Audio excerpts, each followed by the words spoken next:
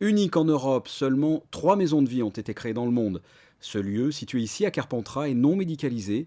Il a pour but d'accueillir des personnes vivant avec le VIH. L'objectif, faire un break, souffler un peu, reprendre des forces et recréer un lien social parfois rompu. On a fait le constat que les personnes qui vivent avec le VIH vivaient très isolées, très retirées sur elles-mêmes et qu'elles avaient besoin, j'allais dire, d'avoir un lieu pour se retrouver, partager, se resocialiser et surtout reprendre confiance en elles et de retrouver de l'estime de soi. Il y a souvent des personnes qui arrivent avec une histoire de vie très difficile et qui nous disent que finalement le VIH n'est pas ce qui les amène en premier lieu ici.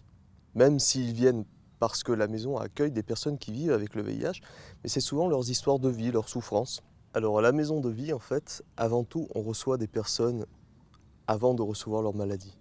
Je pense que c'est ce qui importe le plus, c'est de redonner la place à la personne en tant qu'être humain, parce qu'ils sont souvent passés par des hôpitaux, des lieux médicalisés, des maisons de repos, et ils nous disent combien ça peut être infantilisant parfois pour eux que d'attendre des médicaments qu'on va leur distribuer, etc., et de les voir à travers leur maladie.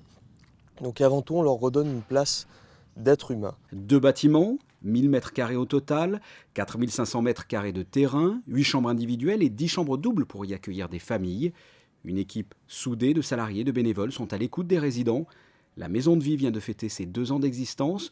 Durant cette date anniversaire, la maison de vie a accueilli 14 membres de l'association Les Petits Bonheurs située en Île-de-France. Le but de cette association est de redonner l'envie de vivre à des personnes véritablement cabossées par des années de galère. L'isolement chez les personnes touchées, c'est souvent le principal effet secondaire de la vie au long cours avec le VIH. C'est-à-dire que la plupart des gens qu'on accompagne sont des gens séropositifs depuis 20-25 ans.